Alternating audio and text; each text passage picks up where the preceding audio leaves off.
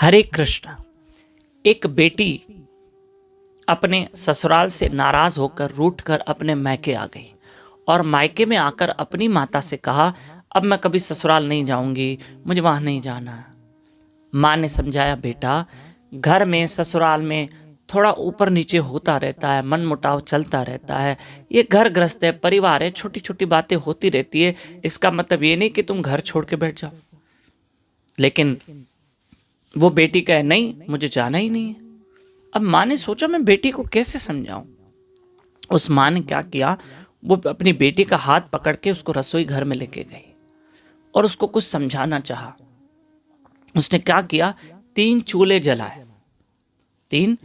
जलाए और उसमें बर्तन रखा, एक सरीका एक जैसा बर्तन और एक जैसा पानी भरा चूल्हे के ऊपर और वो पानी उबलने लगा।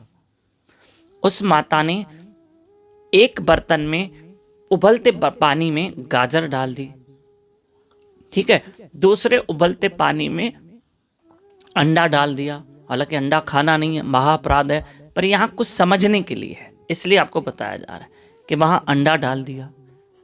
और तीसरे पतीले में बर्तन में कॉफी डाल दी है, कॉफी के वो बीन्स आते ना, या कॉफी जो भी था, कॉफी डाल दी और बराबर तीनों को उबाला। जैसे चूल्हा गैस सिगड़ी बंद की तो बेटी को कहा, देखो बेटा, तीनों एक जैसे बर्तन, तीनों एक जैसी आंच सिगड़ी की और तीनों में एक जितना पानी, सब एक जैसा, पर देखो तीनों पे असर अलग अलग हुआ है। गाजर, अंडा और कॉफी। ध्यान से सुनना। गाजर बिल्कुल कैसे हो गई, मुलायम हो गई, पिलपिली जैसे होगी। गाजर, उबलती गाजर कैसे हो जाएगी।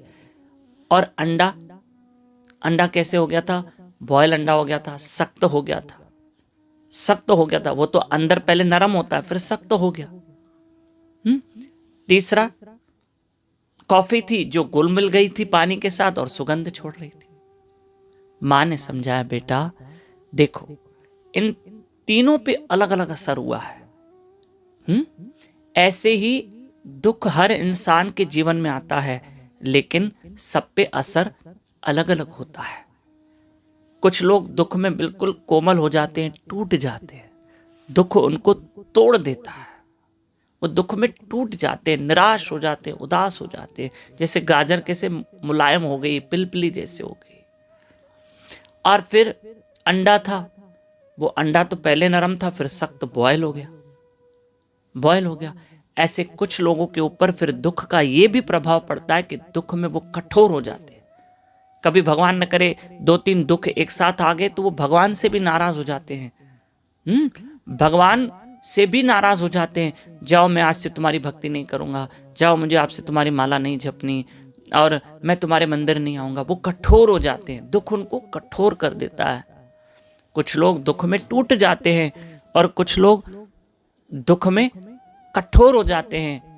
और कुछ लोग होते हैं कॉफी की तरह, जैसे कॉफी उबलते पानी में घुल मिल गई, ऐसे कुछ लोग दुख के साथ घुल मिल जाते हैं, दुख की परवाह नहीं करते हैं और दुख को जीवन का हिस्सा समझ के और भजन करते हुए आराम का जीवन जीते हैं, भक्तिमयी और ईश्वर के भरोसे जीवन जीते हैं और दुख के साथ वो लड़ते हैं और एक दिन दुख से वो कामयाबी प्राप्त करते हैं और अपने नाम की सुगंध छोड़ के जाते हैं, जैसे उबलते पानी में कॉफी की सुगंध आ रही थी।